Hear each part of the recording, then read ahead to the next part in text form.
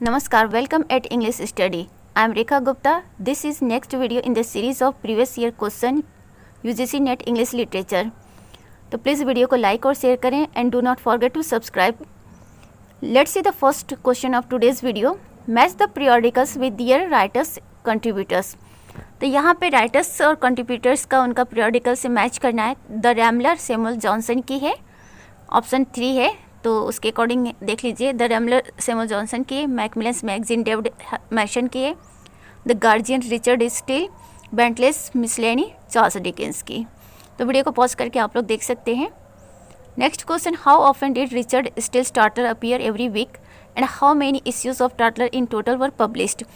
Richard Steele की Tatler magazine है, ये वीक में कितनी बार अपीयर होती थी और टोटल इसके कितने इश्यूज आए हैं. तो right option is 3 times a week में 3 बार ये अपीयर होती थी और 271 इसके इश्यूज आए हैं. यहाँ पे मिस स्पेल्ट हो गया तो उसको राइट कर लीजिए, 271 होना चाहिए. टार्टलर के बारे में प्रीवियस वीडियो में डिस्कस किया जा चुका है. Next question is which of the following plays by Ben Jonson ends with the performance of a puppet play in imitation of Marlowe's Hero and Leander. तो इसमें से बेन जॉनसन की वो कौन सी प्ले है जिसका एंड होता है पपेट प्ले से. Right option is 3 Bartholomew Fair. Let's see in detail about this. The Alchemist Ben Jonson की है, फर्स्ट इसका परफॉर्मेंस हुआ था 1610 में, कॉमेडी है. नेक्स्ट वॉलपोन 1606 में आया था, ये भी कॉमेडी है, सब्जेक्ट ग्रिड लस्ट है. तो ये सभी बेन जॉनसन के ही वर्क है. बार्थलोम्यू फेयर 1631 में आया था, जैकोबिन कॉमेडी है, 5 एक्ट्स में बेन जॉनसन की. कैरेक्टर्स है Quarlous, zeal of the land Busy, dames pure craft, trouble all, Adams Overdo. Everyone in his humour 1598 की वर्क है, ह्यूमर कॉमेडी है. तो बेन जॉनसन के ज़्यादातर जो प्लेस हैं वो कॉमेडी ही है. हीरो एंड लिएंडर 1598 का पोएम है by Christopher Marlowe and George Chapman. तो ये क्रिस्टोफर मार्लो का वर्क है पोएम. इसको लेटर ऑन जॉर्ज चैपमैन ने कंप्लीट किया था बिकॉज मार्लोस की अनटाइमली डेथ हो गई थी. ये ग्रीक मिथ के जो हीरो और लिएंडर हैं उनके कहानी को फिर से इसमें कहा गया है. Next question, which of the following stylistic features characterise spoken discourse. तो इसमें से वो कौन से स्टाइलिस्टिक फीचर्स हैं जो कैरेक्टराइज करते हैं स्पोकन डिस्कोर्स को. तो right option is 4 B and D. Greater dependence on non verbal connectives, greater use of fillers and repetition. तो ये दोनों ऑप्शन है. Next question, which of the following movements Arthur Symons was referring to as an interesting disease and an over subtilizing refinement upon refinement. तो इसमें से किसके लिए Arthur Symons ने एन इंटरेस्टिंग डिजीज बात कही है. तो right option is 3 डिकेडेंस. Decadent movement, तो डिकेडेंस कहाँ से आया, डिकेडेंट मूवमेंट से आया है. Was a late 19th century artistic and literary movement centered in Western Europe that followed an aesthetic ideology of excess and artificiality. तो decadent movement late 19th century में start हुआ था. आर्टिस्टिक और literary movement है ये, western Europe में इसका centre था.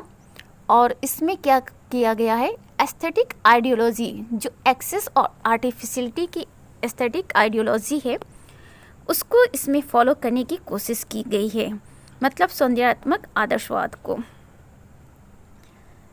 Decadence and Disease was inspired by Arthur Symons' remark in his essay The Decadent Movement in Literature, 1893, that decadence was a new and beautiful and interesting disease. तो Arthur Symons ने ये जो coat किया था अपने एस्से में, the decadent movement in literature 1893 में ये अपीयर हुआ था, उसी में इन्होंने कहा था कि डिकेडेंस क्या है, new and beautiful interesting disease है. Next question is which of the following descriptions delineate roman a clef novel with a key. Roman अक्लेफ French term है, इसको इंग्लिश में कहा जाएगा नॉवेल विथ अ की. Right option is 2 a novel using the Altered names of the actual people of the time.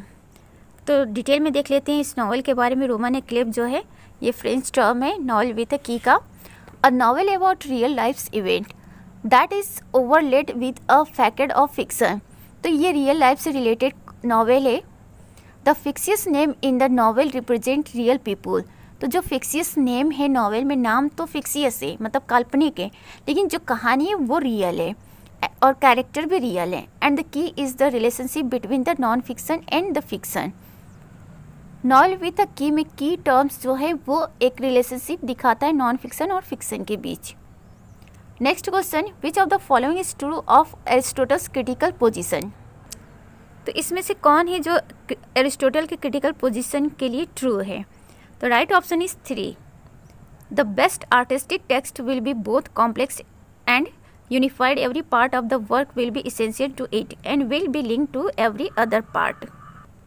तो the best artistic text क्या होगा, वो कॉम्प्लेक्स भी होगा और यूनिफाइड भी होगा और इसके सारे पार्ट्स एक दूसरे से कनेक्टेड हो गए। यही है एरिस्टोटल का critical position. Next question, match the works with authors. Author और उनके वर्क को मैच करना है। होमी भाभा का वर्क क्या है, तो let's see the right option. Right option is 2। Homi Bhabha का वर्क है the location of culture. Geoffrey Hartman का वर्क है saving the text. Edward Said का वर्क है culture and imperialism. Julia Kristeva का वर्क है डिज़ायर एंड लैंग्वेज। तो इनके बारे में थोड़ा डिटेल देख लेते हैं। Saving the text 1981 by Geoffrey Hartman. ये 1981 का वर्क है जोफ्री हार्टमैन का।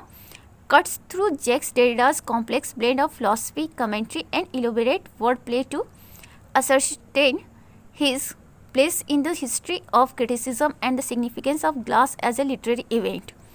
एक्चुअली इस वर्क में जोफ्री हार्टमैन ने क्या किया, जो जैक्स डेरिडा's के कॉम्प्लेक्स ब्लेंड है फिलोसफी कमेंट्री को लेकर, उसी को इसमें इन्होंने प्रेजेंट करने की कोशिश की, एनालिसिस करने की कोशिश की है। साथ ही जैक्स डेरिडा के जो इलेबोरेट वर्ड प्ले है उसको भी इसमें प्रेजेंट किया है और उसके माध्यम से उन्होंने बताने की कोशिश की है कि जैक्स डेरिडा का क्रिटिसिज्म में क्या प्लेस है।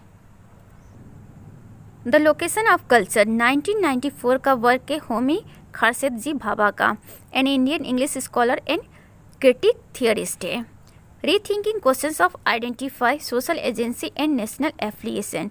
Bhabha provides a working, if controversial, theory of cultural hybridity, one that goes far beyond previous attempts by others। तो इसमें रीथिंकिंग की गई है आइडेंटिफाई को लेकर, जो सोशल एजेंसीज है, नेशनल एफिलिएशन है। भाभा ने एक वर्किंग थियरी प्रेजेंट की है जो कि थोड़ी कंट्रोवर्शियल भी है कल्चरल हाइब्रिडिटी को लेकर।